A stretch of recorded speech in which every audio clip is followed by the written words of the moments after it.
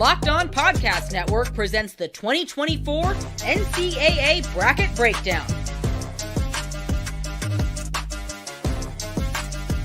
Presented by Nissan.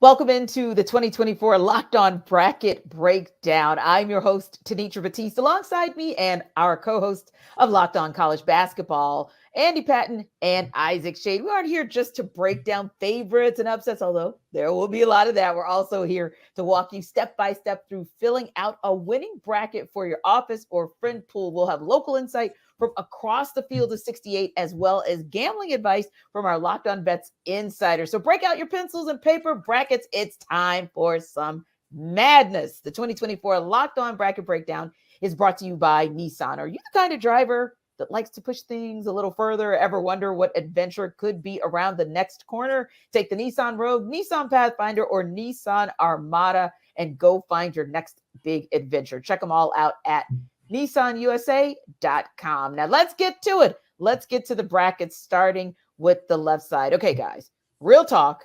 We've seen it twice, and I sure ain't going to bet on it that we're going to see it again this year. But for kicks and giggles, Isaac, for kicks and giggles, Andy, we'll actually talk about it. The 1 seed is UConn over in the East bracket. The 16 seed is Stetson. And let's go ahead and talk about that 8 and 9 seed as well. Florida Atlantic being in that 8 spot and 9 with Northwestern. I probably am going to get a thumbs up from both you, Andy, and you, Isaac, about that 1 and 16 and UConn moving on. But just to make sure, tell me your thoughts on the 1 and 16 as well as the 8 and 9. Let's put a number on it, Tenitra. One seeds are 150 and 2 all time against 16. So yeah, big thumbs up. Yep, 100%. UConn's going to advance here. Shout out to Stetson for being in the big dance. It's been a long time since they're here, but yeah, they're not going to get much of a chance here. Yeah, Andy, I got to agree with you guys on that as well. Andy, what about FAU? You see them advancing, or are you giving that nod to Northwestern? You know, I love Boo Buie at Northwestern, really talented guard. I like veteran guard play, but FAU's got a lot of it as well. John L. Davis, Elijah Martin, Dusty May, fantastic coach. To me, give me FAU. Sets up a nice matchup between two teams that were in the Final Four last year, between UConn and FAU in that round of 32. Absolutely. Same for me, Tenitra. I love the experience of FAU. Elijah Martin, whom Andy mentioned, is one of my favorite athletes in the tournament. Is this Dusty May's last ride in Boca Raton? We're going to find out, but I love getting 2 of these Final Four teams from last year squaring off in round 2. All right. So if we're picking Florida Atlantic, Isaac, to come out of that 8-9 game, and we obviously all agree it'll be UConn coming out of that as well. But do we see an 8 possibly upsetting a 1? We do see a possibility of it, again, because FAU has that experience from last year, because everyone came back. Dusty May did a great job keeping this team together. But, Tenitra, UConn is the number 1 overall seed for a reason. These dudes are for real. Tristan Newton, Donovan Clingan, Alex Caravan, Cam Spencer, and on. UConn's moving on to the Sweet 16. And Andy, as much as we like the veteran presence that FAU has, like Isaac said, we can't take away the fact that UConn has by far been the most consistent team across college basketball this season. They're too deep. They're too talented. I love FAU. I think they're going to put up a heck of a fight. But yeah, it's going to be the Huskies in this one.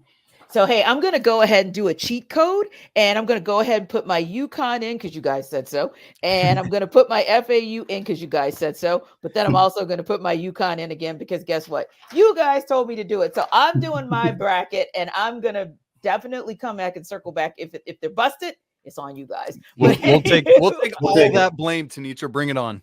Bring it. All right. So let's make a little jump down the bracket, and we're going to talk about kind of that next space where it always gets tricky. Your 5-12 and your 4 and 13. So for 5-12, Andy, we got San Diego State, and then we've got UAB in that 12 spot. We also have Auburn in at number 4 over in that East bracket, and Yale at 13. Where do you kind of see that playing out as far as the 5-12 and then as far as the 4 and 13? Tenitra, I typically have quite a few 12-5 upsets or 13-4 upsets, and I got a handful here in this bracket, but I don't have any here. I think San Diego State and Auburn are both going to advance. San Diego State only finished 5th in the Mountain West, which is a little surprising, especially since they earned far and away the best seed in March Madness here, but UAB barely snuck into the tournament. No disrespect to them, but I just don't see them being able to hang with a team that went all the way to the Final Four last year. And Auburn, very deep team, very talented team. Janai Brome has been playing some just excellent basketball as of late. And while I think Yale is a quality team, they played some good teams in the non-conference, got some nice wins, and managed to beat a Princeton team or get past a Princeton team in the Ivy League tournament. And I think they're a solid squad. But yeah, give me Auburn and San Diego State both advancing here. I think the only time in this bracket that I have both the 4 and the 5 advancing. Interesting. How about you, Isaac? Interestingly, I am right in line with Andy on this one. Okay. Props to UAB, as he said, for getting here and doing that, knocking off, or, South Florida doesn't win the AAC, so we have a bid thief situation there. But San Diego State behind Jaden Ledee, who is one of my favorite players in the entire nation, a big dude, an absolute stud. San Diego State, a third Final Four competitor from last season who was in the top half of this East bracket, moves on where they will face the Auburn Tigers. Bruce Pearl's team is rolling. They just won the SEC tournament championship on Sunday, leading just earlier on Sunday afternoon, leading up to the selection show. Great stuff there. Again, great for Yale getting past Princeton and then beating Brown on a buzzer beater to win the Ivy League championship. So, for all of these schools, it's just an honor to be here. But Auburn is going to take this one and play San Diego State in the second round. I like it. So it's Auburn and San Diego State in the second round for Isaac. You too, Andy? Yep, me too as well. And I think I'm going to take San Diego State to advance here. I think to me, it's going to be a Janai versus Jadon matchup, Ledee and Brome, and how that kind of shakes out in the front court for those two teams. Auburn, I think, has a lot of depth, but San Diego State has been here before. A lot of guys back from a team that went all the way to the Final Four. Brian Dutcher's a phenomenal coach. I think the matchup between him and Bruce Pearl going to be a fun chess match on the sidelines. But give me the Aztecs being able to advance here. So Andy, this is where you're so stinking wrong. Ooh. Auburn moving on past the Aztecs. They can't make it back to the Final Four this year. Auburn's rolling on. You talked about how great Janai Broom's playing, and then you poo-pooed it with Jaden Ledee. Janai Broom, Jalen Williams. The Tigers are rolling on where they will face UConn. I know we're not getting there yet, but man, what a fun matchup that'll be. Definitely Auburn and not the Aztecs of San Diego State. Interesting. So we finally have some shots fired on our bracket breakdown. I love it. I absolutely love it. So it's interesting because this is always kind of where things start to separate and where you kind of get those upsets, right? So speaking of that 5-12 upset, for advice on betting those 5-12 upsets, here is our Locked On Bets Insider.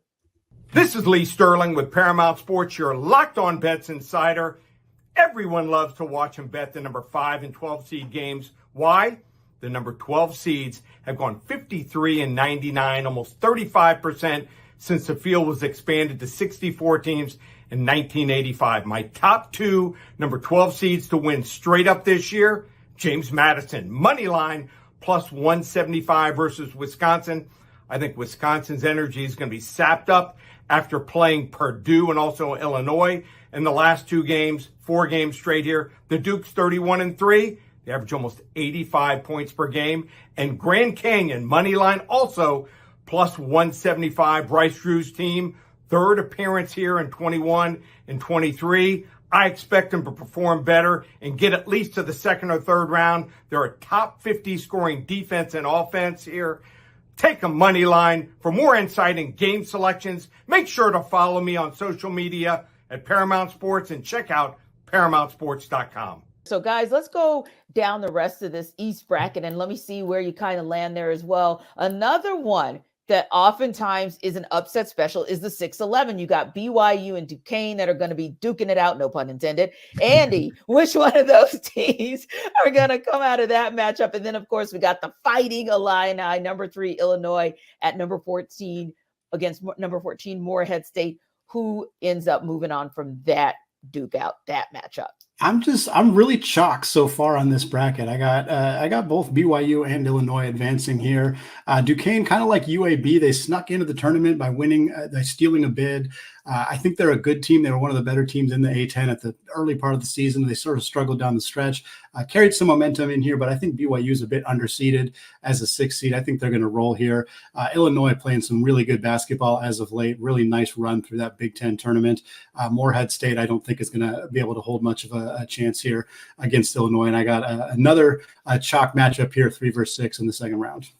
Yeah, Isaac, it was such a crazy weekend and such a crazy championship week. That Illinois-Wisconsin game was one of the few I actually got to watch, and I was pretty impressed by what Illinois was able to do. Oh, that's right. Terrence Shannon Jr. scored a career-high 40 points this weekend in one of the Big Ten games. Great stuff. They're rolling. He, along with Marcus Damask, is just such a dynamic 1-2 punch for the Illini. Yes, I have them over Morehead State as well. And in that first game, BYU as well. Now, something to keep in mind with BYU, there is a lot of potential back and forth for them because they rely so heavily on the 3-point shot. Yeah. When it's going down, it looks good for Mark Pope's team. When it's not, things can be a little bit different, especially when they're not playing at that elevation like they do at Provo.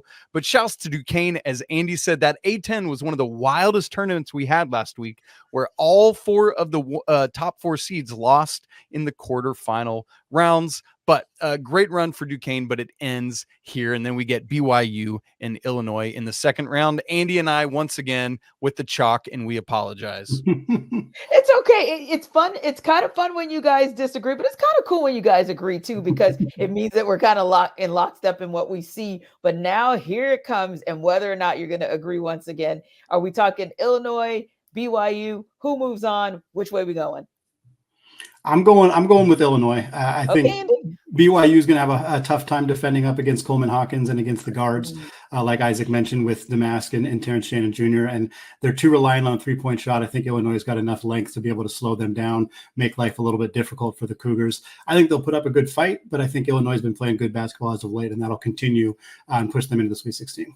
Yeah, I agree, Andy. I think that the Coleman Hawkins, Vicini Traore matchup should be a lot of fun inside there. But man, it's just one of those things where if you're Mark Pope, you look at the scouting report and you're like, man, what if we schemed against Marcus Damask and just shut him down? Well, then here comes Terrence Shannon Jr. scoring about 87 points on you and vice versa. So just too much offensive firepower for Illinois. But be advised, folks, Illinois has a terrible defense. They are 93rd at Ken Palm defensive efficiency. That offense, elite 3rd, but that defense could be their undoing, but I don't think it will be yet. I've got them moving past the Cougars. Indeed. And let's look at the final 2 matchups in that East region. Number 7, Washington State, number 10, Drake, and then number 2, Iowa State, number 15, South Dakota State. And you want to talk about some catching fire at the right time and getting hot at the right time. Definitely we could say that about Iowa State. But first things first, Washington State versus Drake. Who you got? Iowa State versus South Dakota State. Who you got? Look, I couldn't go fully chalk for the entire bracket or the entire region here. So I like this Drake team a lot. Tucker DeVries is one of the best players in the country that hasn't gotten as much attention. He's 6th in the country in scoring, really talented power forward. His dad, Darian DeVries, is the head coach at Drake. This team took out Indiana State in the Missouri Valley Conference tournament.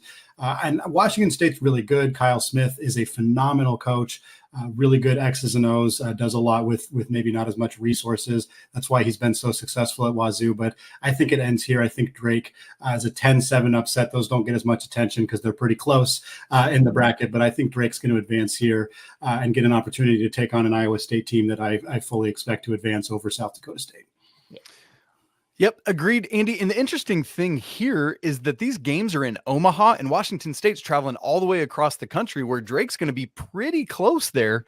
And so in some ways, it's one of those geographical bummers for the Cougars, who had a shot for a while at either getting the final Pac-12 regular season championship, but just couldn't win enough games down the stretch. I'm right with you for everything you said about Drake. I love DeVries. He is a dynamic scorer. If you haven't seen him, you need to. Here's the problem. When they face Iowa State in the second round, Iowa State, by the way, who's going to beat South Dakota State. I just saw this team in person this weekend at the T-Mobile Center in Kansas City. They are a dominant force on defense, where they're the number 1 team in the nation defensively at Ken Palm. I cannot wait to see that matchup, Andy, of Iowa State's defense against Tucker DeVries. It could be epic. What do you think? Yeah, I'm with you. I think Iowa State advances there. They're too good. They're too talented defensively, too long, too well coached with TJ Otzelberger. I think Drake's a good team, and I think they have a great chance of being in that round of 32, but I'd be pretty surprised if they find a way to pull off an upset and get into the Sweet 16. Yeah, and that's a great call about location, because when you think about UConn, it's like, yeah, you're just going to travel down to Brooklyn, not a big deal. Mhm. And that's, that's one of the positives and one of the pluses of being that number one seed overall. You kind of put in position to hopefully get you to the Final Four. So that'll make for interesting, even if FAU does get there. They're talking about traveling to Brooklyn. And then, of course, you've got the next round, as we called it here, San Diego State and Auburn will be in Spokane. And then, of course, if it goes BYU or Illinois, or however that one goes, we're looking at Omaha. So, yeah, it'll be interesting to see how those locales and those fan bases traveling for support, how that could impact how those teams play as well. So we'll definitely be taking a look there. Yeah, now, it's interesting, Tenitra, that whole bottom half of the East is all in Omaha. Both of those yes, I thought together. that was intriguing too. Yeah, and so they would have already seen, whoever comes out of those two games will already know what they have as they head off to Boston the next weekend for the East Regional. So that's going to be really interesting. Something that we neglected to mention here so far is that 4 of the 6 power conference tournament champions are all in this bracket. As we already talked about, 3 of last year's Final Four teams are all in this bracket. So a lot of postseason experience, going to be really interesting in this East bracket. We'll see what it means for the reigning national champion UConn Huskies. So let's go down to the West bracket. Of course, those teams are going to be playing in Charlotte, Spokane, Memphis, and Salt Lake City. And at the top is your 1 seed in North Carolina that's going to play either Howard or Wagner at the 16, and number 8 Mississippi State takes on number 9 Michigan State. So Andy, North Carolina has been interesting. So I'm just going to fall back as a North Carolina fan. Isaac, I'm just going to fall back as a North Carolina fan, because sometimes they really traumatize me. And I'm going to let you guys at least make me happy and say they're going to get out of that first matchup against the 16. Yeah, no concern about them not advancing past that first round game. Yeah, I think we're feeling pretty confident about that. In that second game, you got Mississippi State, Michigan State, and it's hard to bet against Tom Izzo in March. This team has been a colossal disappointment. They started the season as the 4th-ranked team in the country. They're getting a 9 seed, and some people thought that was even more generous than maybe they should have gotten. But that team's got a lot of depth, a lot of talent. I think they're going to advance past Mississippi State and Coach Chris Jans' team, but setting up a North Carolina, Michigan State 1-9 matchup, kind of interesting to see those seed lines next to those 2 teams as 2 of the biggest powerhouses in college basketball. Yeah, Howard and Wagner are the 2 lowest rated teams in this entire field of 68. Whoever wins, congrats to them. They get some money for their conference, but North Carolina is running over either of them. I've actually got Mississippi State moving on past Michigan State. I love Chris Jans' defense. This team, they've got Tolu Smith, who wasn't able to play the beginning of the season with an injury. Now he's back. And boy, if that's able to happen, what an interior matchup we would have with he and Armando Baycott in round 2. I cannot wait to see the big boys go at it. Interesting. So out of that, North Carolina, are we talking, Andy, North Carolina taking on Mississippi State, and who moves on? Or are we talking North Carolina, Michigan State, who moves on? Ultimately, who comes out of that matchup? Yeah, it's still Carolina for me over Michigan State. I think Michigan State, if they do advance, will give North Carolina some trouble, just because Tom is a fantastic coach, and he'll find some advantages, some mismatches and whatnot. But the Tar Heels are just too good, and I think they're going to advance, and they're going to be in the Sweet 16. Yep. Okay. Andy and I chose different teams to come out of that 8-9 game, but the result of the second round's the same. Tar Heels are moving on. They got humbled a little bit in the NCAA or the ACC tournament on Saturday night against NC State. Tenitra's wearing her red glasses to prove it. And, but North Carolina is going to be locked and loaded. They're moving on to the Sweet 16. Indeed. So let's talk about one of the fun ones. At least it's been fun for me. It seems like every time I tune in to watch that 5 seed St. Mary's, they're winning a game. So they've been fun to watch the entire season. And then they'll take on the 12 seed Grand Canyon. Alabama's in that 4 spot, and Charleston is the number 13 seed. Where do we see those 2 matchups landing, Isaac?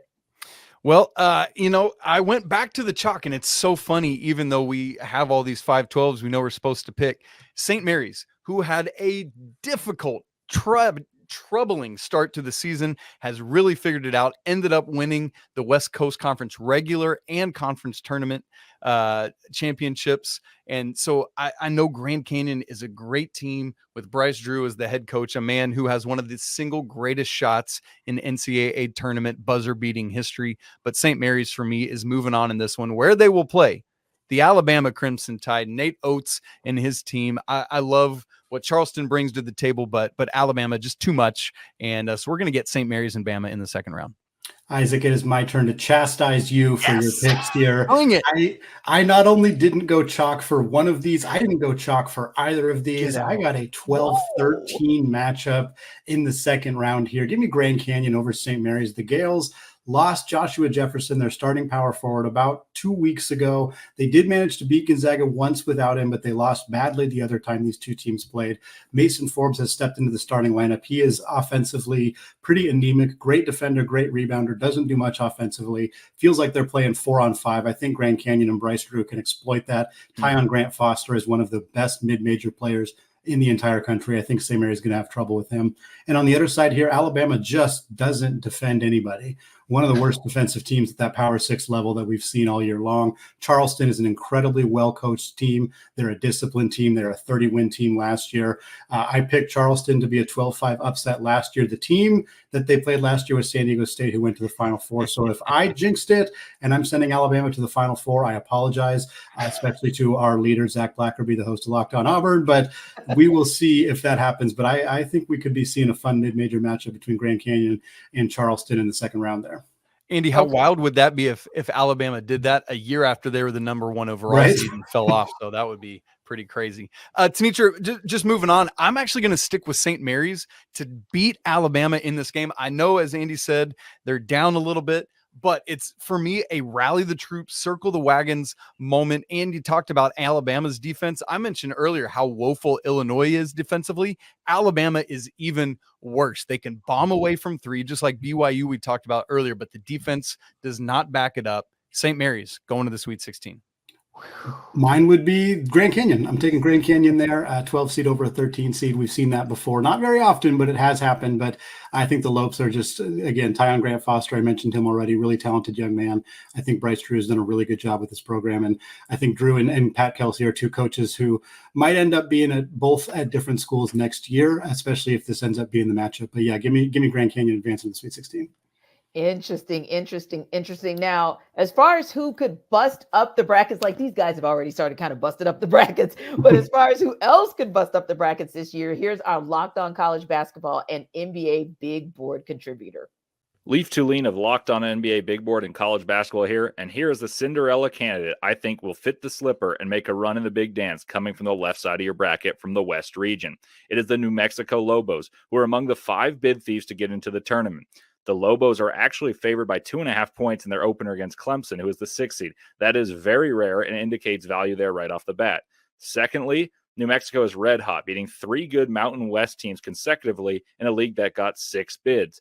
What is prioritized in March? That's experience and guard play. The Lobos have those in spades, as they are led by a terrific trio of Jalen House, the son of Eddie House, Jamal Mashburn Jr., the son of Jamal Mashburn, and Donovan Dent, all 3 of whom score 15 points or more per game, and they are joined by a blossoming NBA draft prospect in JT Toppin, who has 13 points per game and 9 boards. The Lobos are favored against Clemson and then would face a susceptible to potent offense's 3 seed in Baylor, who ranks poorly in the defensive metrics. Ride with the Lobos, howling beyond midnight, and enjoy the madness. Ride with the Lobos. I absolutely love that. I absolutely love it. But I got to ask you guys. So let's talk about where that bracket is. 6 seed Clemson, 11 seed New Mexico, the 3rd Baylor, 3 seed Baylor, 14 is Colgate. Where do you guys see that Clemson New Mexico matchup, that Baylor Colgate matchup? Yeah, I'm with Leaf. I'm in lockstep here with Leaf. I got New Mexico advancing here. Clemson had a really strong start to the season, great non-conference, struggled a bit more as they got into conference play. We've seen that from this team in years past. Meanwhile, New Mexico seems to be peaking at the right time. Richard Pitino's group, as Leaf said, got some really fantastic, talented players in House and Mashburn and Toppin, and I think they got an opportunity. I think this first of all, I think this is as a 6-11. I think these two teams are very evenly matched. So if New Mexico does win, I don't consider that like a massive upset necessarily. I think they're two really good teams. And I do think Baylor advances past Colgate. And I think a Baylor-New Mexico matchup could be really intriguing. And I wouldn't be shocked if New Mexico gives them everything that they got. But I do think that's what we're going to see in the round of 32. How about you, Isaac? Well, here's the thing. I love Leaf and I love my man Andy, but they're wrong here because the Clemson Tigers are going to do work. They've got PJ Hall, a first-team All-American, the most improved player in the ACC conference, in Ian Shufflin, not to mention Joe Girard transferring in from Syracuse, wearing a different color of orange now, the best free throw shooter in the ACC. And a whole host. Chase Hunter running the show. I know that New Mexico is hot right now, but Clemson, who's Clemsoned a little bit this year, is going to figure it out right here and bring it home. And they'll be playing Baylor. Now, look, Colgate has been dominant again this season, won their regular season by like 6 games. Tenitra, ridiculous stuff. But Baylor is going to win that basketball game. All right, guys. Well, Cam Stewart with Locked On Baylor has more on the Bears seeding.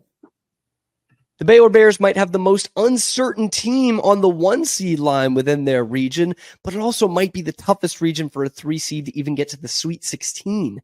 I'm Cam Stewart from Locked On Baylor. The Bears are the 3 seed in the West region. They are headed to play the Colgate Raiders in Memphis in the first round. That is Friday that they will be taking on Colgate. The number 1 seed is North Carolina, the number 2 seed Arizona. So those are the two to look out for, and nothing to sneeze at. Alabama on that 4 line right behind them. But the Bears got to get past the second round first in order to face one of those two teams. Also in the region, Bryce Drew's Grand Canyon Antelopes as the 12 seed going into this tournament. So potentially a huge storyline there. So for all the news to keep up with the Bears throughout the NCAA tournament, go ahead and follow Locked On Baylor, part of the Locked On Podcast Network, your team every day. So that was kind of a positive spin at the end for more coverage on Baylor throughout the tournament. So we're going to go in that. But are we going in that direction as well? I know you guys are kind of on different sides of the fence, whether it's Clemson or it's New Mexico State, but either one of them, Isaac, does either one of them beat Baylor to move on? I do have Clemson winning this basketball game over Baylor. I enjoy Baylor. I like their team. Jacoby Walters, one of the best freshmen in the entire country, but Clemson just too much, too physical for them. And look, while we've got 2 Drews in this region, there's only 1 Pitino in the entire NCAA tournament. It is Richard, the son of Rick Pitino. St. John's didn't make it. Andy, I don't know. Is New Mexico going to get on past Baylor here? I don't have New Mexico advancing here. I think Baylor's too good offensively. They have too many different ways to beat you with Walter, with Ray J. Dennis. Eves Missy has played just incredible basketball for this team, a freshman who's really emerged. And while I like JT Toppin, and I think the Toppin-Missy matchup would be extremely fun if these two teams were to square off, Baylor's got too many athletes. They're extremely well coached with Scott Drew, and I think that they'd be advancing here. Yeah. And then we look to our 7 and 10 seeds where you start to see kind of the tightening up, for lack of a better term, of the competition. And then you've got the 2-15. Now, the 7-10, of course, you've got Dayton, that 7 seed, Nevada, that 10 seed, Arizona as your 2 seed, and a Long Beach State team that still has a coach. Technically, that Monday they kind of found out they wouldn't have as a coach, number 15 Long Beach State. All right, guys. Isaac, who comes out of that 7-10 matchup? Who comes out of that 2-15 showdown? I actually have Nevada winning this one. Dayton has been a little up and down, weird, topsy-turvy for me. Like as highly rated as they've been in the computer polls, just didn't do enough actually winning basketball games. Dayron Holmes, though, one of the best big men in the entire country, is a lot of fun to watch. But I've got Nevada winning that game. And then Tommy Lloyd's team, yes, Long Beach State, what a hilarious story with Don Monson getting fired on Monday and winning the conference tournament over the weekend. But Tommy Lloyd's Wildcats, led by Pac-12 Player of the Year Caleb Love, going to get the win there. I am also going with Nevada, which means I realized in this region I have the 9, 10, 11, 12, and 13 seeds all advancing. Definitely not chalk in the West region. Nevada's played some great basketball as of late. I think the Mountain West is a superior conference to the A10 this year. I think they face better competition. Right. Dayton's Deron Holmes is fantastic. Nevada's got some really good players as well, and I think they got a chance to pull off the upset here. And I do believe they'll face Arizona. I want to shout out the Gonzaga connection between this Arizona and Long Beach State matchup. Dan Monson was the head coach of the Gonzaga team that went to the Elite Eight in 1999 before Mark Few took over. Tommy Lloyd was an assistant coach shortly after that for 20 years at Gonzaga before taking that job at Arizona. These two guys have known each other for decades. I think that makes this a very fun, a little bit bittersweet matchup for Dan Munson because pretty realistic chance this is the last game he coaches as a head coach in college basketball. Yeah. And it's going to be interesting because, 18 seasons and who could have kind of saw it ending in this way for him. But like you all said, we look to Arizona to move on and we look to Nevada to move on. When we see that matchup, kind of how do we see that playing out? Well, in that game, I got to go with Arizona. The firepower is just too much. I know they've lost a couple times down the stretch here in the Pac-12 semifinals and in the Pac-12 regular season finale at USC, but just too much Arizona, too much firepower. We named Caleb Love, but Umar Ballo in the post, Kylan Boswell, Kashad Johnson, who transferred from San Diego State, just a lot there. I disagree. I'm going with Nevada. And Arizona, Tommy Lloyd, certainly they really want to get this monkey off their back of losing early in the NCAA tournament, but I don't think it's going to happen there. I think we've seen this team.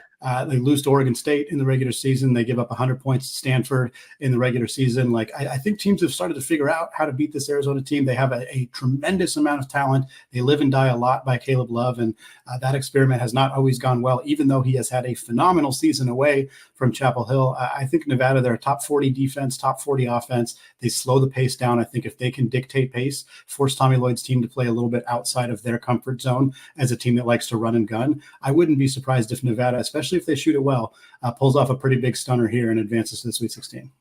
It's going to be interesting to see how this thing goes down. Listen, we are just getting started. The right side of the bracket poses interesting first-round matchups, including Gonzaga getting the dreaded 5-12 matchup. Will they survive and advance? We're going to find out. But first, this week's March Madness bracket highlight is brought to you by our friends at Nissan. Each week, we're picking one team that stands out.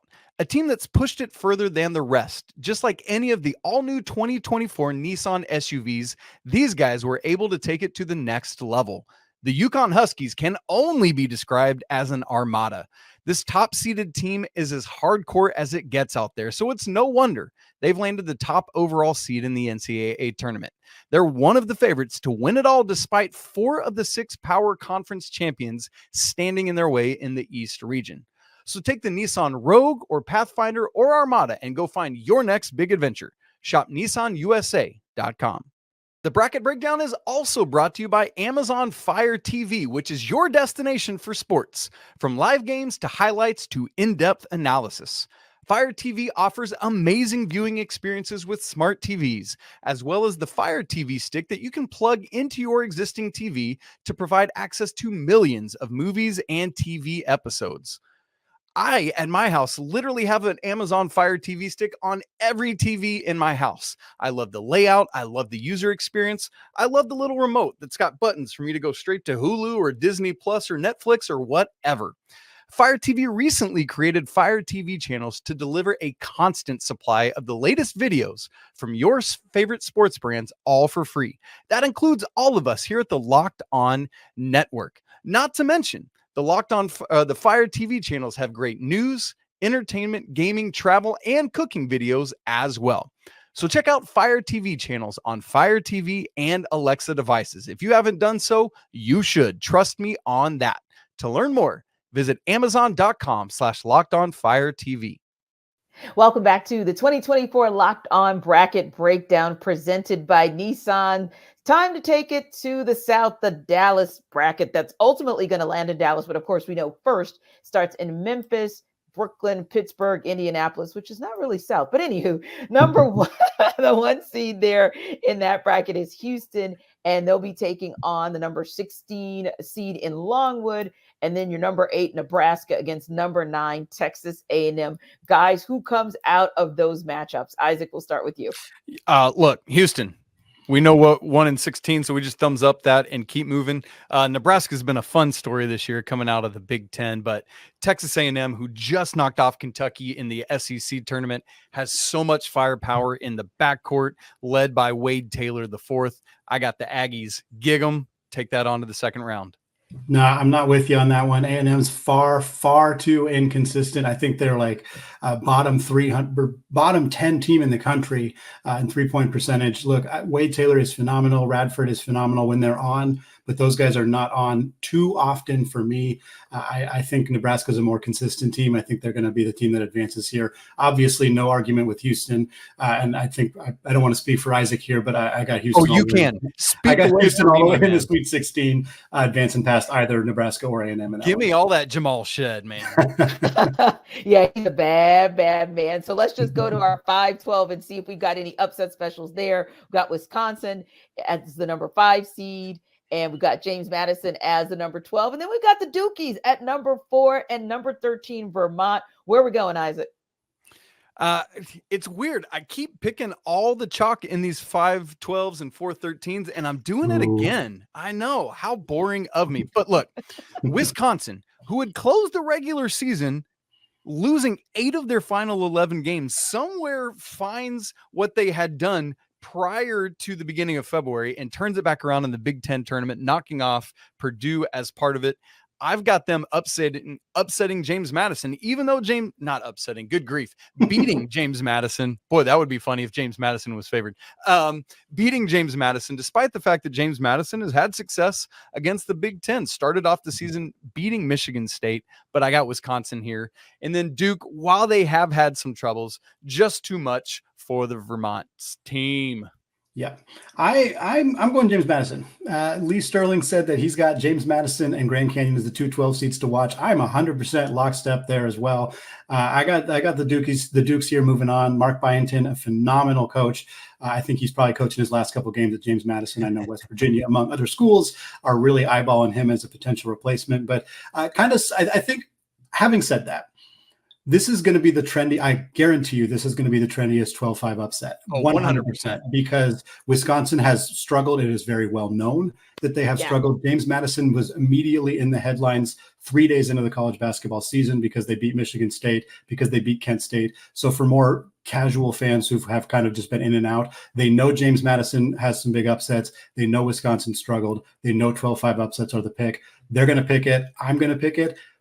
But we have seen a lot of years where the most popular, trendy 12-5 upset pick is not necessarily the one to go with. Hedging my bet a tiny bit there, but I am going to stick with James Madison, and I have them playing. It's going to be the Dukes versus Duke. I do have Duke. I want to ask you, how big a factor was that in this upset decision, Duke against Duke? Dukes versus Duke is definitely a fun storyline that we could roll with there. But no, the Catamounts are a good squad. I think they've won 8 straight conference regular season titles, but Duke's just too good.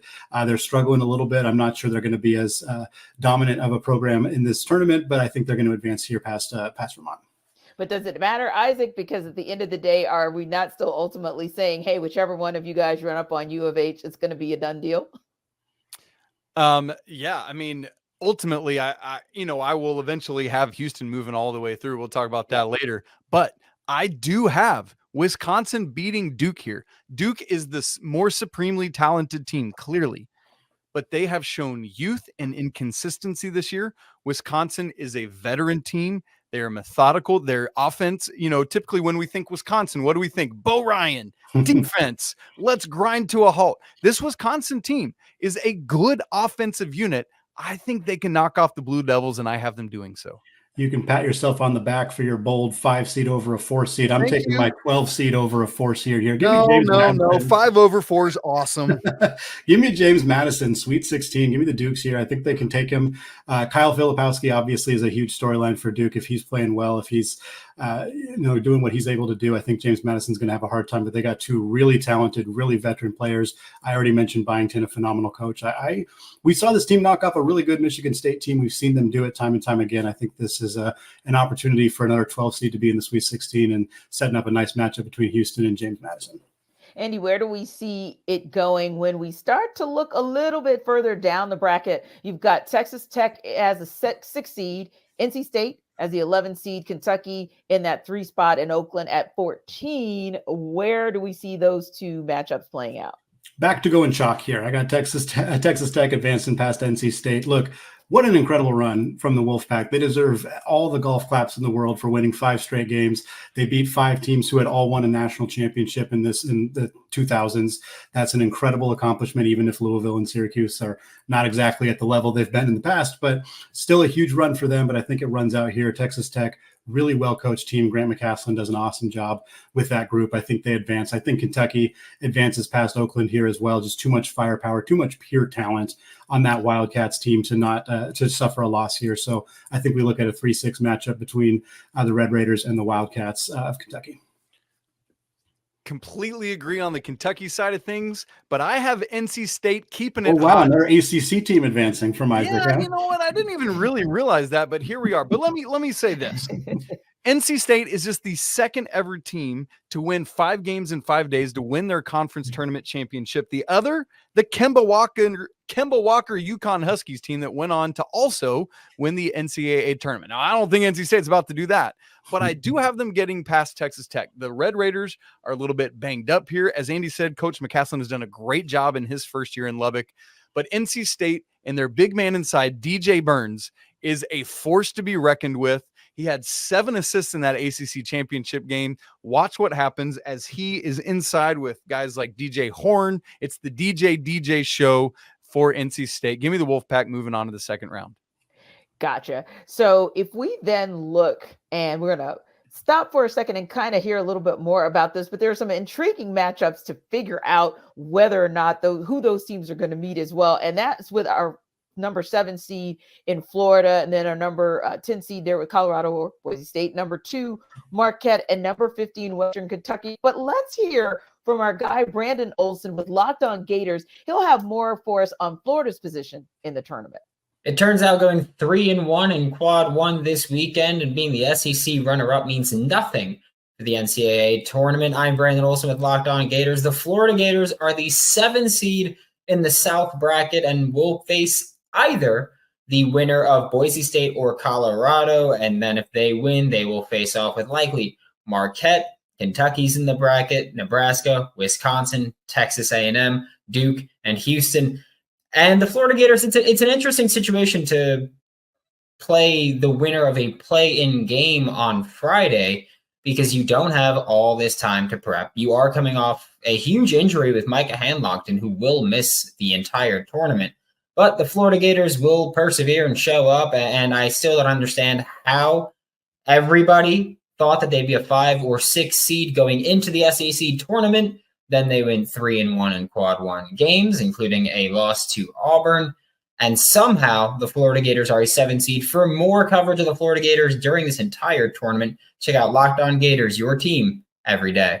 So Brandon has made his case for his Florida Gators.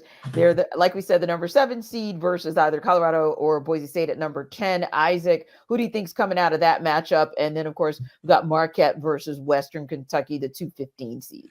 Well, Brandon's right. What happens in the SEC tournament often doesn't show much to the selection committee, it seems, year after year. I've got the Slash winning this basketball game. Whether it's Boise State or Colorado, I think either of them will knock off the Gators. I hate the loss for Micah Handlockton in the SEC championship game. Boise State is underseeded. They should have been ranked more highly, as we've said about a couple Mountain West teams.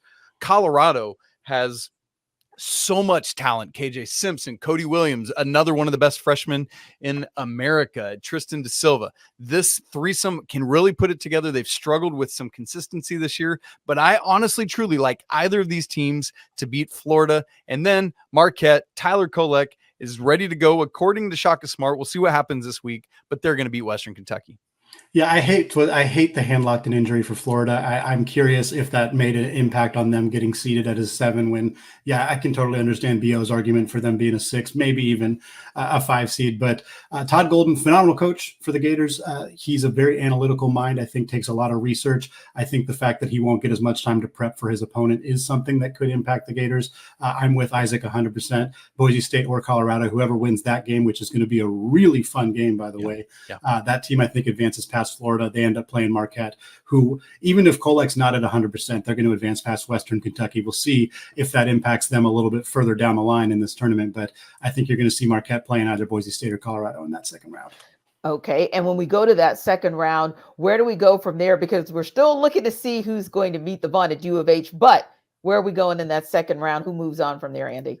I got Marquette moving on. I got Marquette and Kentucky playing each other, fairly chalk right there. But I think for starters, if that ends up being a matchup, wow, that's going to be an incredibly fun basketball game. 2 high-level offenses, 2 extremely talented guard rooms. That's a really fun matchup, and I think that's what we're going to end up seeing coming out in the Sweet 16 there. I got the exact same, nothing more to say about it. Let's keep trucking. Love it, love it, love it. We are going to keep trucking along. We're headed to the Midwest round 1. And of course, Midwest will be in Detroit, but they'll start off in Indianapolis, Salt Lake City, Pittsburgh, and Charlotte. So let's go up to the top seed in this particular region. We're talking Purdue here. And of course, number 16 will be Grambling or Montana State.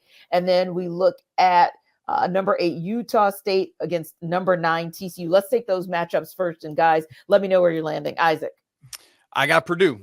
It ain't going to be last year, baby. They're moving on. No sweat, no worries at all. And then Utah State Aggies. Man, what a story they have been this year. Great stuff. The 8 seed Utah State Aggies moving on to face Purdue.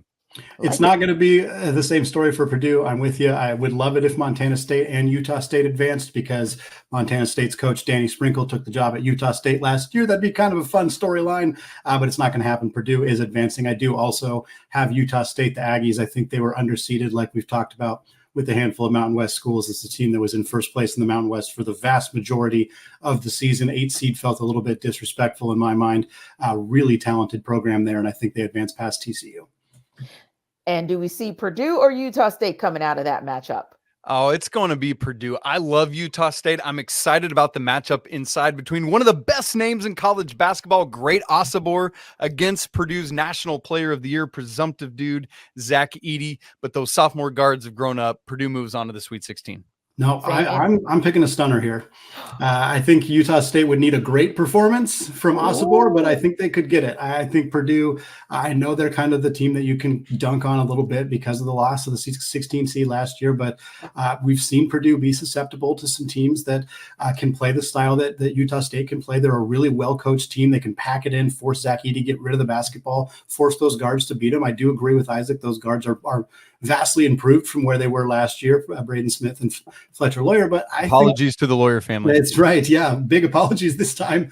I think Utah State is going to send a message that the Mountain West deserves to be a little bit better seated, and I think they're going to advance here and shock the world. And you can't pick all the 1 seeds to be in the Sweet 16 every year. That's no fun. So I think this is the opportunity where Purdue could fall a little early, and certainly that would continue the reputation that Matt Painter has unfortunately already gained for not being able to win in March. Yeah, and if this is the year where you don't see all the ones get to the Sweet 16, I mean, nobody would be shocked. It's been cray-cray before we even got to March Madness officially. Let's go down to Salt Lake City with the 5-12 matchup between Gonzaga and McNeese, and the 4 matchup between N13 Kansas and Samford. Andy, where are we going? Yeah, I'm staying chalk here. Gonzaga versus Kansas in the second round here. McNeese, great story. Will Wade is a phenomenal coach, takes this job over after everything that went down at LSU. Team went on a 10-game winning streak even before he got back from his suspension. But here's the deal. McNeese played one team that made the NCAA tournament, and it was UAB, who only made the tournament on the legitimate last day because they pulled a surprising run in the AAC. This is just not a team that has played enough talented, experienced teams to be able to be as prepared for this game as they need to be. While I like Will Wade as a coach, give me the Zags. That outside of that loss to St. Mary's in the WCC championship, they were red hot for the last 6 weeks of the season, playing some phenomenal basketball. They have enough size, enough experience, guard play with the way Ryan Nembhard's been playing lately. I think Gonzaga advances. And look, Kansas is susceptible. they're susceptible right now. If Hunter Dickinson and Kevin McCullar, I kept trying to say KJ Adams, if those two guys are not at 100%, even if they play, if they're not at 100%, there's just no depth for this Jayhawks team outside of the four key starters, Adams, Dickinson, McCullar, and Juan Harris. They just haven't gotten a lot of other performances. If those two guys are banged up at all, Samford, they play a unique style of basketball. I think there's a chance here. Having said that, I am picking Kansas to advance. I just think that's a game to keep an eye on. Fair enough. Oh, give me Gonzaga. I thought about some McNeese and Will Wade, but Gonzaga too much, been playing so much better lately. And while I've been going a lot of chalk in this bracket, I will not be going with the rock chalk because the Jayhawks are going to lose to Samford. Buckyball, their pressure style, it's going to get to a short-handed potentially, but definitely no depth Kansas team. What do you do against pressure, which Samford brings literally every possession? You need depth. Kansas doesn't have it. Will Hunter Dickinson be full go? Will Kevin McCullar be full go? We don't know. But even still, the season-long thing has been Kansas struggles at the shooting guard position. Andy and I have talked about that ad infinitum. This is where it comes back to bite them. Buckyball's moving on to the second round. Wow. Well, for more on who could bust up more of the brackets this year, and listen, you guys just heard our guys bust up brackets, but here's Locked On College Basketball and NBA Big Board contributor talk about some bracket busting. Leaf Tulane of Locked On NBA Big Board and Locked On College Basketball here. And here's the Cinderella candidate I think will fit the slipper and make a run in the big dance coming from the right-hand side of your bracket. This team sports a 30-3 record and have a coach with experience winning games in the big dance in Will Wade. They are the McNeese Cowboys. McNeese is led by a former Big 12 transfer in guard Shahada Wells, who scores 18 points per game, adding 5 assists per game. McNeese shoots a lot of threes, hitting 39% of them, which is good for 7th nationally. And then McNeese also forces a lot of turnovers at a high rate, sporting a steal percentage of 14%, good for 6th nationally. Additionally, this team has wins over the American Conference champion UAB, who is another 12 seed, by 21 points, beat Michigan by double digits, along with VCU, who is in the championship game for the A10 by double digits.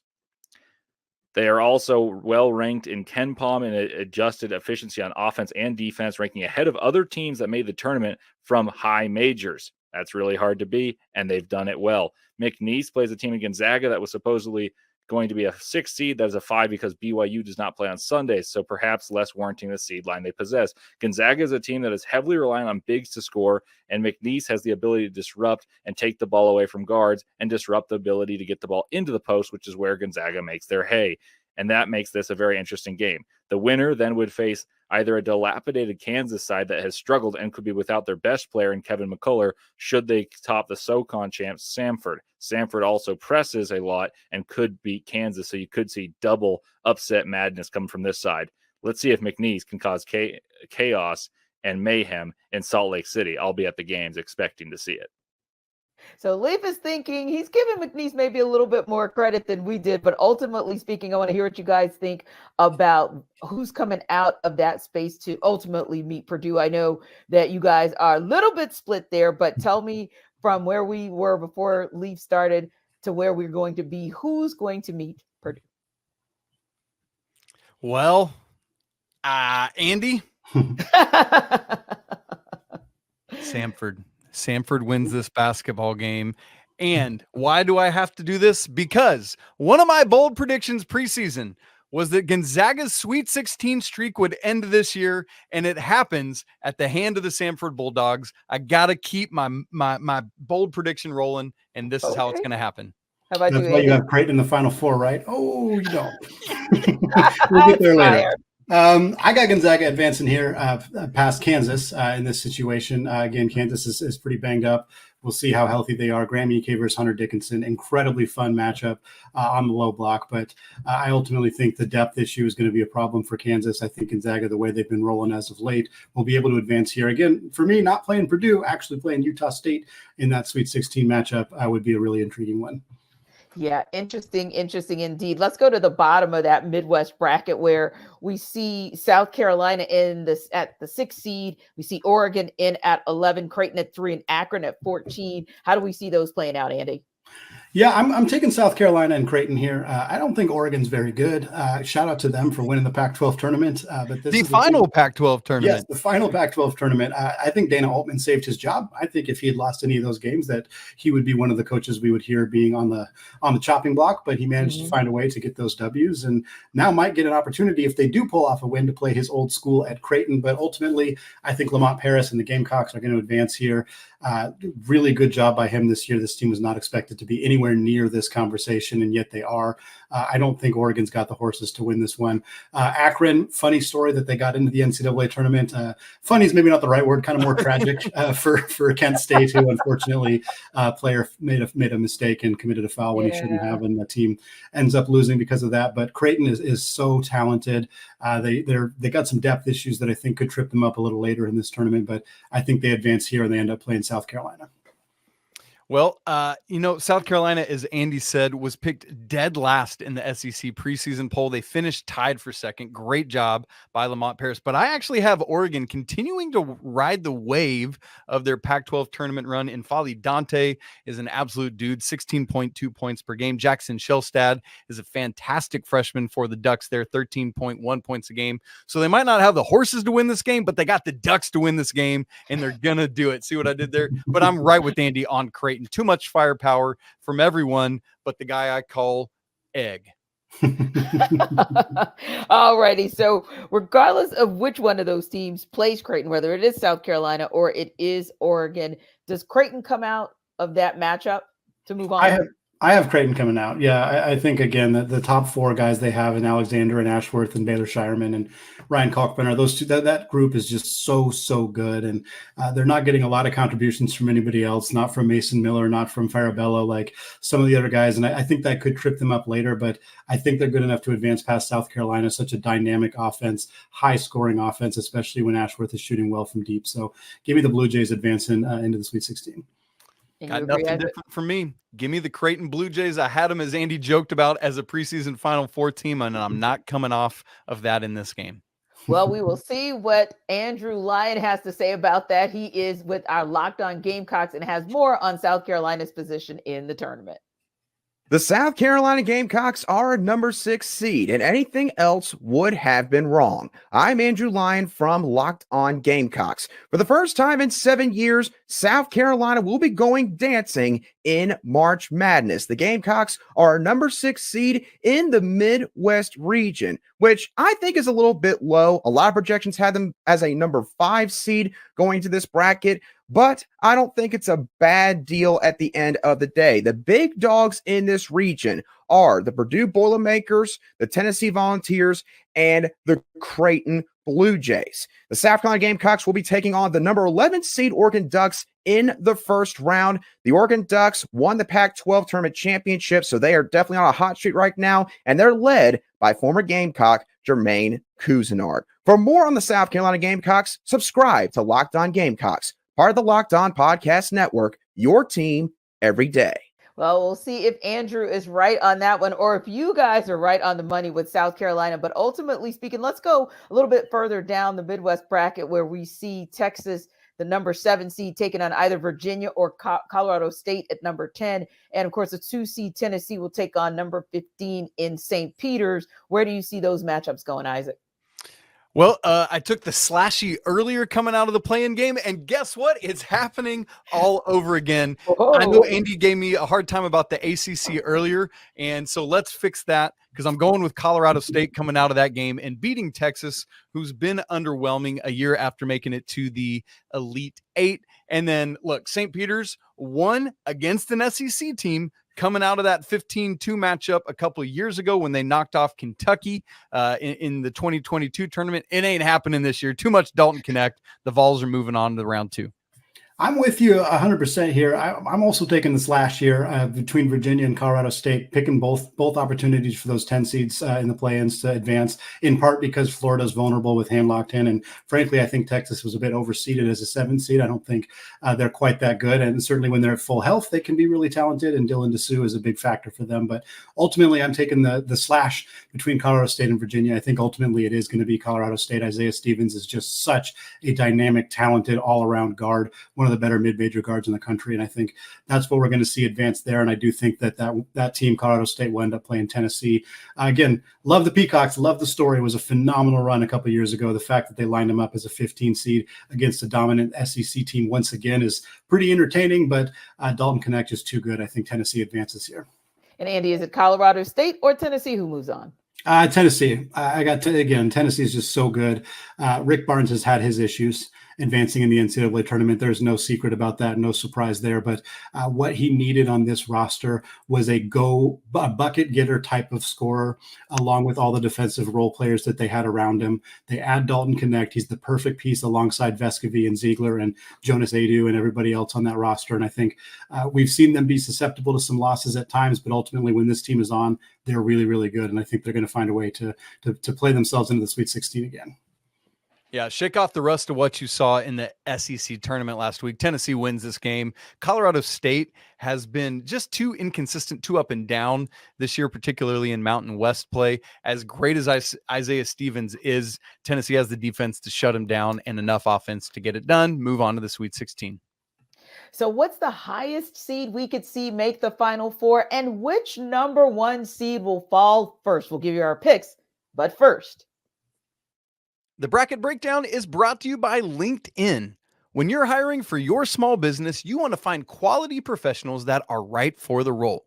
That's why you've got to check out LinkedIn Jobs, which has the right tools to help find the right professionals for your team faster and for free. And thankfully, LinkedIn's not just some other job board. They've got a vast network of more than 1 billion professionals, making it the best place to hire. LinkedIn Jobs gives you access to professionals you can't find anywhere else and does all of that while making the process easy and intuitive. Beyond that, hiring is so simple when you have that many quality candidates. So easy, in fact, that 86% of small businesses get a qualified candidate within 24 hours. LinkedIn knows that small businesses like yours are wearing so many hats and might not have the time or resources to hire, so they're constantly finding ways to make that process easier for you. For example, they just launched a feature to help you write your own job descriptions. How great is that? So post your job for free right now at linkedin.com/lockedoncollege. Again, that's linkedin.com/lockedoncollege to post your job for free. Terms and conditions apply. Welcome back to the 2024 Locked On Bracket Breakdown presented by Nissan. So guys, it is time to move on through our brackets down to our Sweet 16. Let's take it to the East first. And Andy, I want you to take us through where you landed coming from 68/64 down to our 32 and ultimately to our Sweet 16. Who you got? Yeah, it's pretty chalk here for me in the East, and it kind of stays that way all the way through. I was 1, 2, 3, and 5 with San Diego State beating Auburn as the only upset to have happen in this region. So you got UConn versus San Diego State in the Sweet 16, of course, a rematch of the national championship game from last year. And then you got Iowa State and Illinois, your Big 12 and Big 10 conference tournament champions. Really exciting stuff there. And I got UConn advancing here past San Diego State, just like they did last year. And I got Iowa State out of the Big 12. They've just been playing some incredible basketball, elite defensive team for TJ Otzelberger. So give me UConn and Iowa State, the 1 versus the 2. I know it's not very fun, but I do think those are the 2 best teams in the East region. I think those are the teams that are advancing. And give me the Huskies going back to the Final Four. No team who has won a national championship has even advanced past the Sweet 16 the following year, since Florida won back-to-back in 2007, 2008. But give me UConn going all the way to the Final Four out of the East region. Crazy to think it's been 15 years. But yeah, right. Isaac, you definitely were in the UConn space, but maybe some of the other teams, that's where kind of we split, and it's not so much chalk. Yes. Well, first, before we get lit up, Florida's back-to-back was 06 and 07, so I don't want Brandon Olson jumping out at us here. But this is the one region where I do have chalk, 1, 2, 3, and 4 in the Sweet 16. So UConn against Auburn. I'm going with the Huskies, breaking that streak that Andy was just talking about there, making it to the Elite Eight against Iowa State. Look, Illinois is such a good elite offensive basketball team, but Iowa State is the number 1 defensive team at Ken Palm. I love this matchup because of that offense defense. Iowa State too much. We saw that against Houston in the Big 12 championship game. And then this is where I have my first 1 seed falling. Iowa State is going to knock off the number 1 overall team in this tournament. The Cyclones going to the Final Four with TJ Otzelberger. Whoa, you heard it here first. So let me make sure I make a note that this is where we kind of part the waters in that Eastern region. Well, Mark Zanetto with Locked On UConn has more on the Huskies' attempt to repeat. UConn is the number 1 overall seed, right where they belonged, even before the rest of the number 1s ended their regular season with a loss. Hi, I'm Mark Zanetto, your host of Locked On UConn. The Huskies open up the fence of their national title in Brooklyn Friday against the Stetson Hatters. The East bracket has the Big Ten champs, Illinois, the SEC champs, Auburn, the Big 12 champs, Iowa State, the A10 champs, Duquesne, and the AAC champs, UAB. But let's be honest. The reality is, for those teams in every other bracket, it's UConn's dance. No matter how many challenges you put in front of Danny Hurley and his team, nothing is stopping the champs from going back-to-back in Phoenix. Go check out my show daily on YouTube and wherever you get your podcasts. This will be a fun few weeks as we are in the mix for number 6. I love it. I love it. I'll remember those words as well, because I'm interested to see kind of how this plays out for UConn being the number 1 seed overall. That said, let's take it down to LA and look at what's going on in our Western bracket. Isaac, we're going to start with you this time. Take us through from where you are seated with the Sweet 16 and bring us all the way to your Final Four. Yeah, my Sweet 16 had North Carolina and St. Mary's, the 1 and 5 seeds, and then Clemson and Arizona, the 6 and the 2. And North Carolina, look, St. Mary's, Andy talked about earlier, has some injury stuff going on right now. Just too much talent, too much depth and experience for the Tar Heels. RJ Davis, the ACC Player of the Year, a presumptive first-team All-American, takes the Tar Heels to the Elite 8, where they will face their former teammate, Caleb Love, and former assistant coach Steve Robinson against Tommy Lloyd's team. I love this matchup. The backcourt of RJ Davis and Caleb Love going off against each other. The front court of Armando Bacot and Umar Ballo. So much fun stuff. Pella Larson probably against Harrison Ingram. That should be a blast. 2 former Pac-12 player, or 1 current Pac-12 player and 1 former Pac-12 player squaring off. I love this matchup, but I have the North Carolina Tar Heels moving on to the Final Four. I love the North Carolina-Arizona matchup. I think it'd be absolute blast. But I had Nevada upsetting Arizona in that second round. You shouldn't have done that, Andy. You shouldn't have done that. Too late. That's what we got going on. So I have North Carolina taking on Grand Canyon. I have Baylor taking on Nevada. So it's a 1, a 3, a 10, and a 12, a very unique bottom half here of the bracket. Again, it has been a season full of parity, so why not toss a couple double-digit seeds into the Sweet 16? I do got the Tar Heels advancing past Grand Canyon. I think just too much firepower for Hubert Davis's team, too much size in the front court with Bacot and Ingram. And I got Baylor over Nevada for a lot of the same reasons.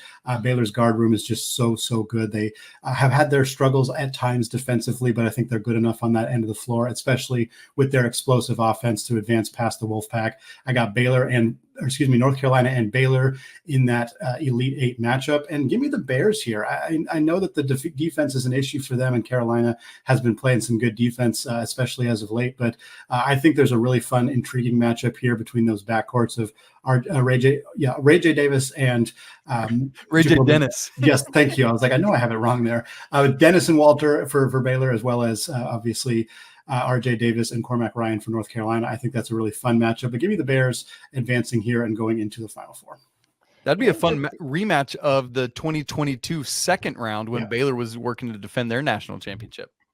Interesting. So we got a little bit of a dichotomy on who gets out of the West, who comes out of the West, but which teams are high seeds but maybe bad betting options? Here's our Locked On Bets insider to tell you.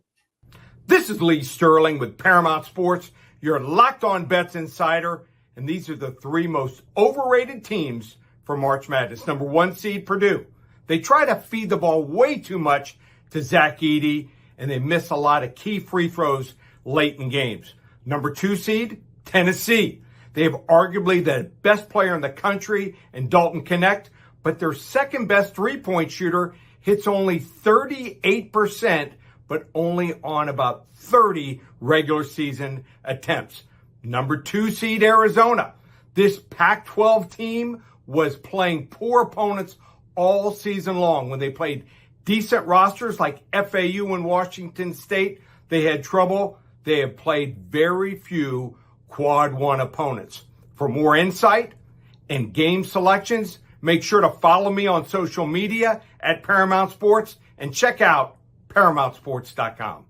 All right, guys, let's go south. And we know that region is going to land in Dallas, but want to know where you guys are taking it. I think we saw some agreement at the 32 stage when we talked about U of H, and then it started to kind of go in a different direction. So, Andy, I'm going to get you to start us off with where you landed for your Sweet 16 and take us through your Elite 8 and who you got going to the Final Four. Yeah, another double-digit seed for me in the Sweet 16 in the South region. I got Houston taking on James Madison, the Dukes. I got Houston advancing in that one, though. That team is just too good. I think James Madison would be a tremendous story if they got to the Sweet 16, but have a hard time seeing them get past Kelvin Sampson's squad. Then that's chalk after that, 2 versus 3, Kentucky, Marquette. I love this matchup. If Tyler Kolek is 100% healthy and a matchup between Shaka Smart and John Calipari, the incredibly talented guard rooms for both these teams, it's going to come down to how Oso Ighodaro can play for Marquette. If he can cause some problems for Kentucky's front court, I think there's a real chance for Marquette to advance. However, I do have Kentucky because we're not sure on the health for Tyler Kolek. We're not sure how that's going to shake out. I think if this Kentucky team gets red hot with the incredible freshman guard trio that they have in Wagner and Shepard and Dillingham, I think they advance to take on Houston, but the Cougs train is going to keep on rolling. I got Houston in the Final Four. How about you, Isaac? Yeah, I in the Sweet 16, I had Houston, the 1 seed, and Wisconsin, the 5 seed. Too much Jamal Shed, too much LJ Cryer pouring it in from outside. So Houston moving on to the Elite 8. And in that Marquette, Kentucky, I actually hedged the other way that Tyler Kolek will be good to go. Shaka Smart had some comments on Sunday night after the bracket reveal that says everything is trending in that direction. And assuming he meets all those markers this week, he will be back, that his pain has receded. So I do have Marquette knocking off Kentucky. They are too much of a veteran team. I know that they're missing Sean Jones, who is one of their burners and athletes that can help with Kentucky's superior athleticism. But ultimately, Shaka Smart, I just think back to that team flying around against Kansas back in Maui in November. Andy, you remember that? What a crazy game that was. I see that happening in this game, and Marquette's able to move on to the Elite 8 where they will face Houston. But ultimately, too much Kelvin Sampson's team, too much defense, but just enough offense to get past Marquette and go to the Final Four in their first season in the Big 12. Indeed. Did I hear my bracket breakdown team actually come to agreement in one side of the bracket? Whoa, did. I love it. I love it. Let's see what happens in the Midwest, Andy. Talk us through your Sweet 16 on down through your Final Four. Yeah, it's chalk except for one incredibly notable counterexample. Well, I guess two, but certainly Utah State being the upset here, the pick over Purdue, sticking with that. So I'd have them taking on Gonzaga in the Sweet 16. Down at the bottom, it'd be a 2 versus 3 matchup, Tennessee versus Creighton. I actually got Creighton coming out of that matchup. I think Tennessee, again, Lee kind of talked about it a little bit, some issues with outside shooting on that team outside of Dalton Knecht. We've seen teams, if they can slow him down, or even if he just has an off night, we've seen Tennessee struggle. We talked about Creighton having some depth issues as well, but they got 4 guys who can beat you. So even if Dalton Knecht, or even if, let's say, Trey Alexander or Baylor Shireman has an off night for the Blue Jays, they can still find a way to win. I'm not sure Tennessee can do that if Dalton Knecht has an off night. So give me the Blue Jays advancing. Give me the Zags over Utah State. I think Graham Ike is going to be too much. He spent some time in the Mountain West already, was a Player of the Year candidate at Wyoming. He's going to be ready for this Utah State team. Give me the Zags and Creighton. Ryan Nembhard battle. Nembhard transferred from Creighton to Gonzaga this last offseason. Really fun kind of rematch there. Gonzaga and Creighton have had some great battles in the past, and I think Creighton's going to take this one, advance themselves into the Final Four as a 3 seed coming out of this region. I had Purdue, the 1 seed, and Samford, the 13 seed in my Sweet 16. Look, one of the bracket things you folks need to know as you fill these out, you take your underdogs for a while, but once we get to the money-making time, you got to go with the favorites. Purdue over Samford to get to the Elite 8, and I have that same Creighton and Tennessee matchup, but I do have Dalton Knecht, Zakai Ziegler, Josiah Jordan-James, Santiago Vescovi taking over this game. The Creighton starting 4, the 4 of the 5 that always score and do the work, do it, but it's just not enough. As Andy said, Mason Miller doesn't contribute enough. Farabello doesn't contribute enough. Tennessee going to the Elite Eight, where they will face Purdue and Zach Edey, and Tennessee moves on to their first ever Final Four. Whoa. Okay, you called it. You called it. This will be very, very interesting. Now, if you want to take those bracket busters to the bank, we got somebody to help you do it. Here's our Locked On Bets Insider.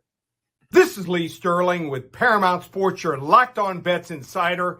And these are my 3 sleeper teams for March Madness. Number 5, Gonzaga.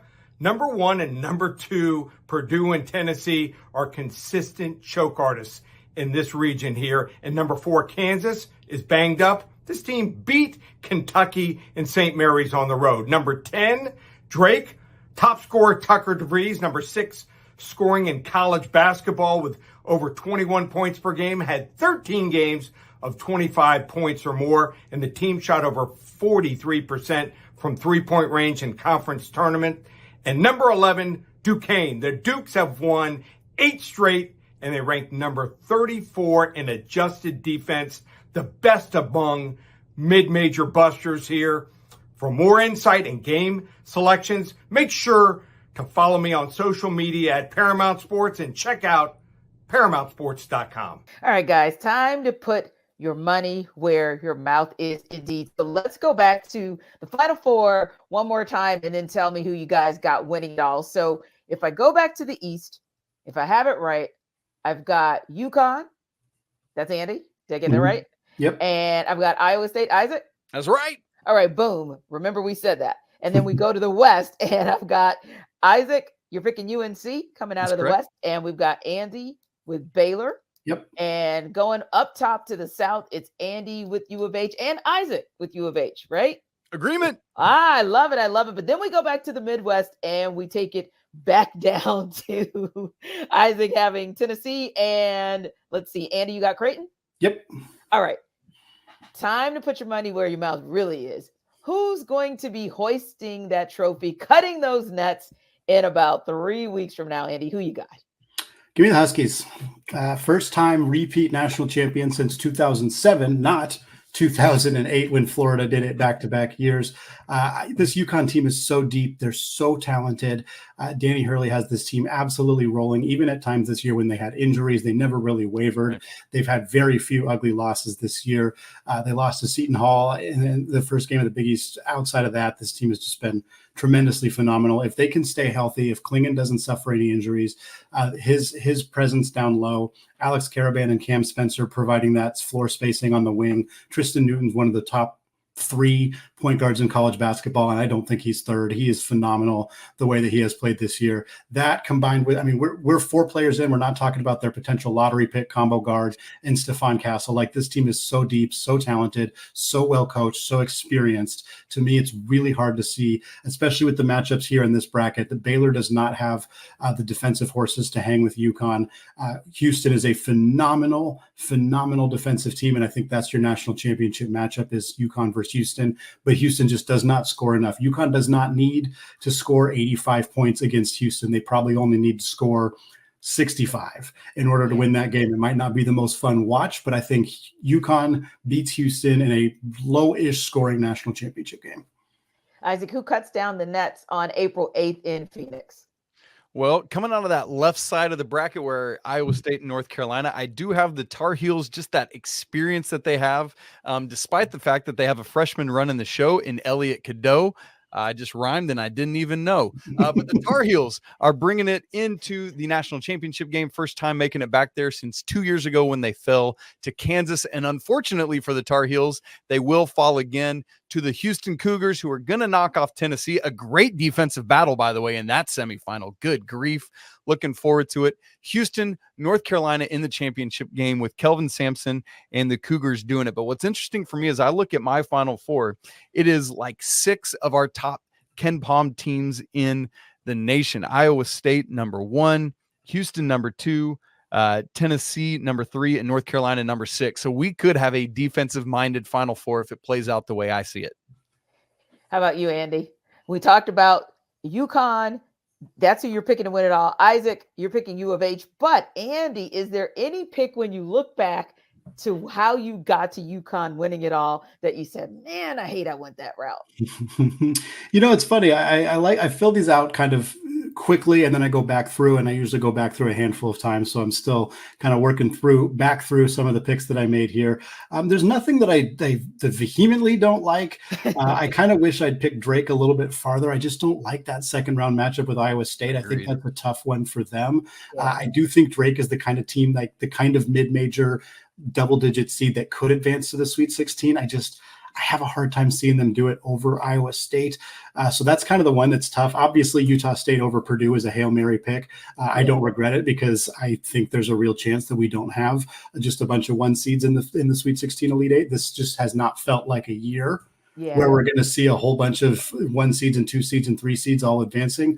I think the data, I don't have the full data. We've talked about it a lot on Locked On College Basketball, but unranked teams beating ranked opponents at home was at a sky high rate this year. And so I think we're going to see some upsets. We're going to see some parity in college basketball. And so for me, why not pick a mid-major team, a Utah State team to advance here? I know it's a risky pick, but I'm sticking with it. I think there's a chance that we're going to see some Titans fall early in this tournament.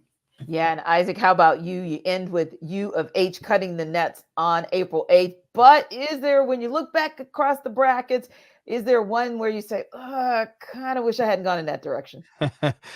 Same kind of thing as Andy. I'm looking, as y'all were talking, I'm looking back at my choices. I don't have really buyer's remorse on anything. I want to keep the house, but there are a couple I could switch around and see, like Baylor beating Clemson.